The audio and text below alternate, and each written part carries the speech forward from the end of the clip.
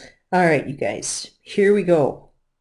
If you remember, our dear friend Albert Einstein was famous for multiple things.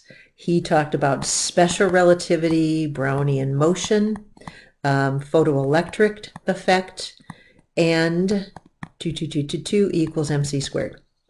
Those things, the keys of which were all published during Einstein's miracle year, which was 1905. Well, about 11 years later, Einstein came up with a theory that is called the theory of general relativity. Now, a reminder, when we say the word theory in science, it's different than the term theory that is used in common English. If you use the term theory in common English, it is somebody's bright idea. It's just kind of what somebody guesses at. Okay, guesses at.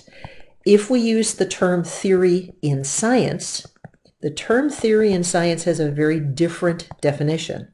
And the term theory in science means this is a big idea and it explains a lot of different things and it has gobs of evidence to back it up. So in common English, you might say, hey, my theory about this actor's love life, or this actor's, this sports player's why he's not performing well right now, that's just guesses. They might be educated guesses, but they're just guesses. If we use the term theory in a scientific way, we mean this is a big concept that explains lots and lots of things in science, and there is massive amount of evidence to prove that it is true. So this applies to the theory of evolution. This applies to cell theory. This applies to Big Bang theory, which we're going to talk about. So these are big ideas and they have gobs of evidence to back them up. I wanted to say that because sometimes people look at the term theory and they go, it was Einstein's best guess. No, sorry, it was a brilliant piece of scientific insight into how nature actually works. So he published these theories in this theory of general relativity in 1916. And here's the core of what that idea says. Einstein said that gravity is really a curvature of the fabric of space and time. And that curvature of space and time is caused by the presence of matter or mass. All right, let's try and explain this. What do I mean by a curvature of space and time?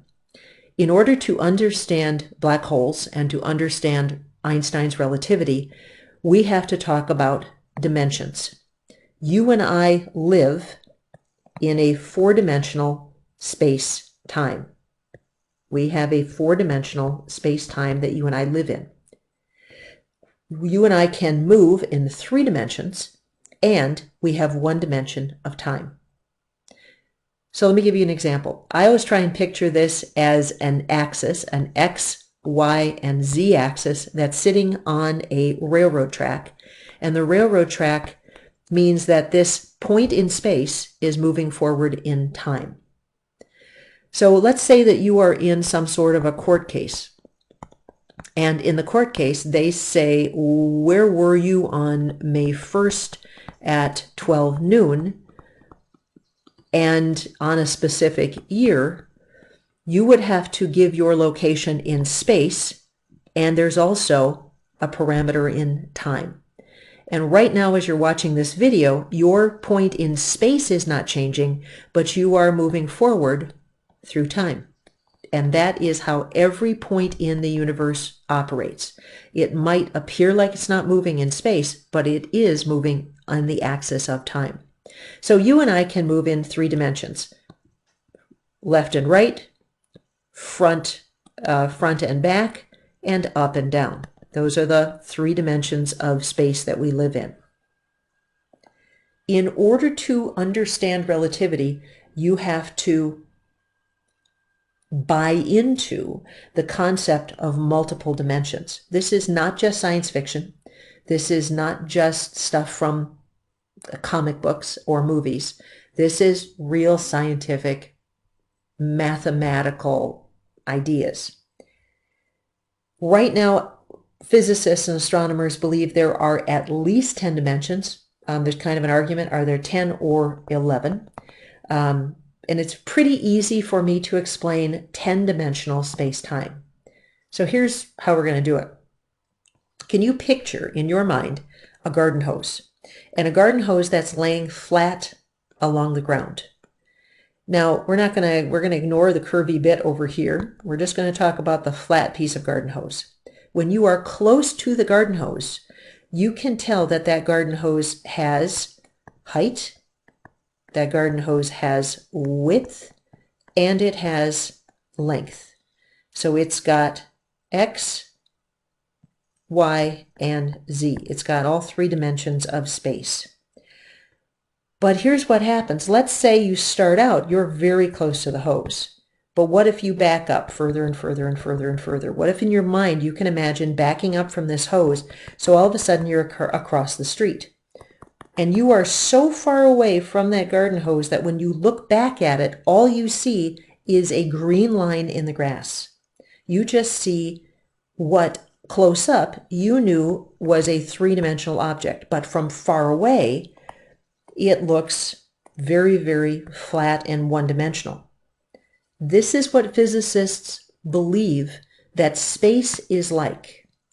So when we look at the subatomic level, at our 3 dimensions of space, X, Y, and Z, up and down, in and out, left and right, or however you want to call X, Y, and Z, when you look at each one of those dimensions, on a subatomic level, each one of these has 3 dimensions, like the garden hose.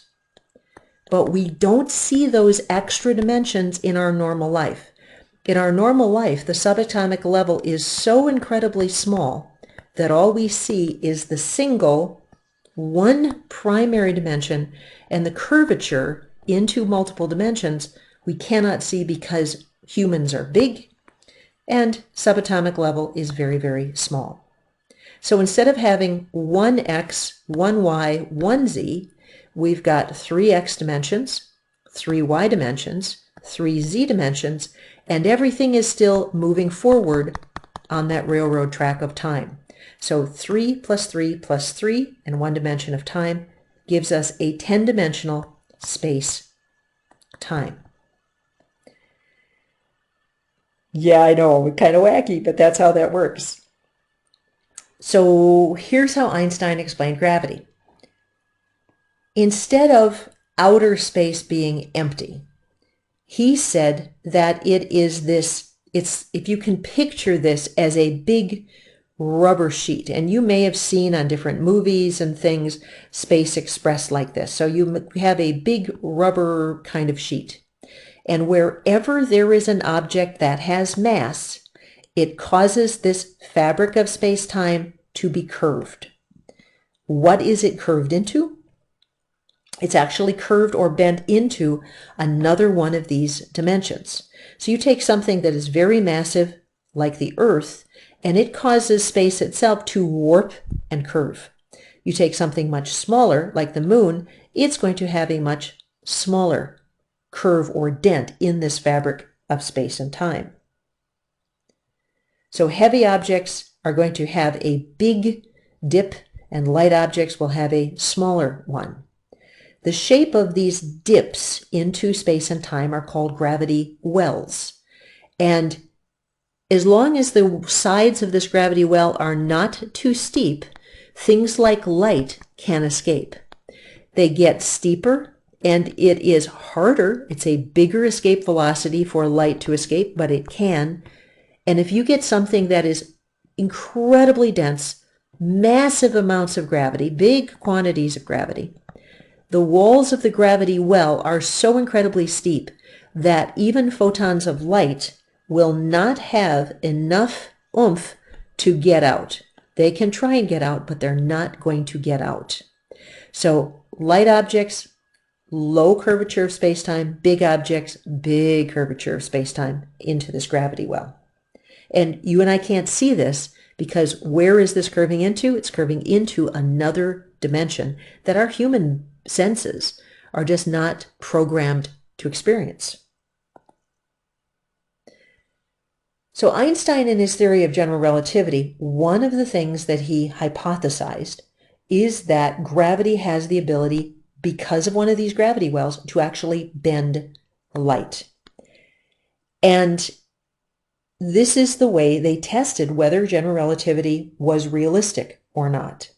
This gentleman, Sir Arthur Eddington, multiple people had multiple expeditions trying to prove this, and Eddington in 1919 was the person who actually did. Here's the idea. He had to go someplace where there was a total solar eclipse. And as you know, those are kind of rare. Very small area of on the planet Earth at any one time is actually going to experience that solar eclipse.